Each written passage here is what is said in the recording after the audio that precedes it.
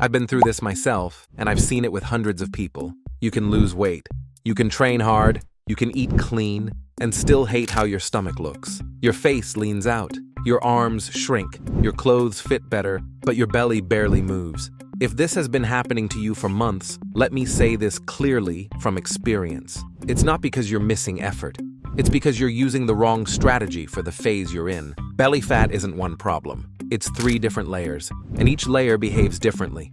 Most people don't fail because they're lazy. They fail because they keep using a layer 1 strategy on a layer 2 or layer 3 body. Once I understood this, fat loss stopped feeling confusing and started feeling predictable. Belly fat isn't just cosmetic. It's metabolically active.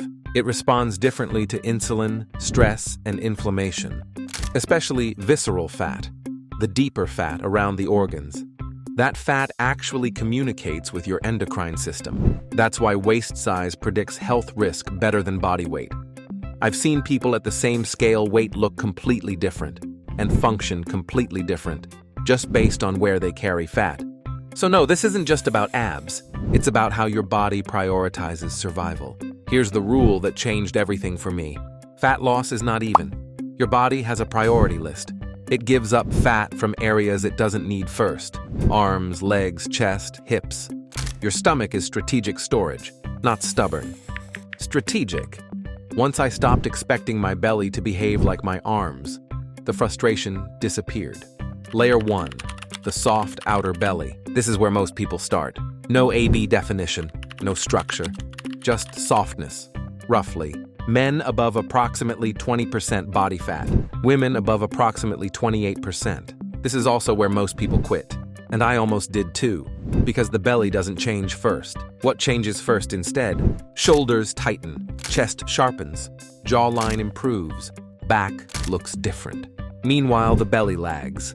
That doesn't mean it isn't shrinking. It means it's shrinking last, not never. Layer 1 isn't about tricks. It's about momentum. Here's exactly what worked for me and what I still use. Lift weights 3 times per week to protect muscle. Eat a clear protein source at every meal. Walk at least 8,000 steps a day. Lose roughly 0.5 to 1 pound per week, measured calmly. Layer 1 rule. Do not judge the plan by your belly in week 2. If fat loss is happening anywhere else, you change nothing. Most people quit right before layer 1 ends. Not because it failed, but because their eyes lied to them. Layer 2, when progress slows and hunger gets loud. If you've ever said, I'm doing the same thing, but now nothing's happening, you're here. This usually happens around men approximately 15% body fat, women approximately 23%. This phase humbled me, not because I broke my metabolism, but because my body adapted. Here's what actually happens. You weigh less, so maintenance calories drop. Workouts burn fewer calories. NEAT drops. You move less without realizing. Hunger hormones get louder. Food starts living in your head.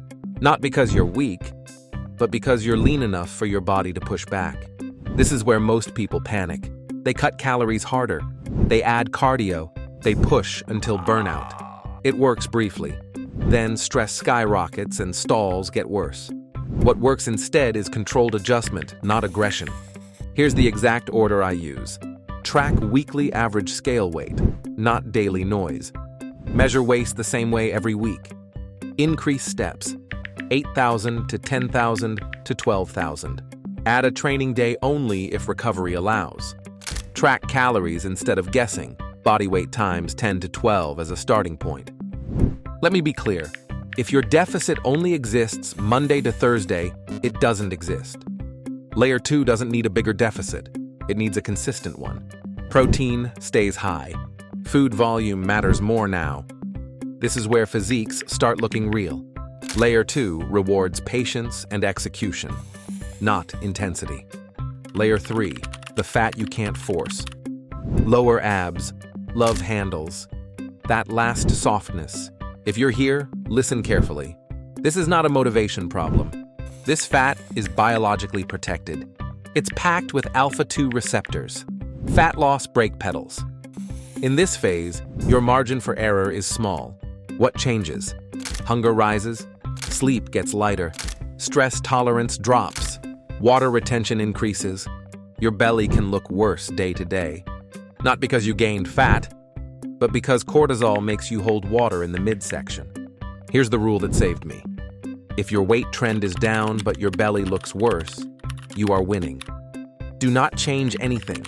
Most people do the opposite.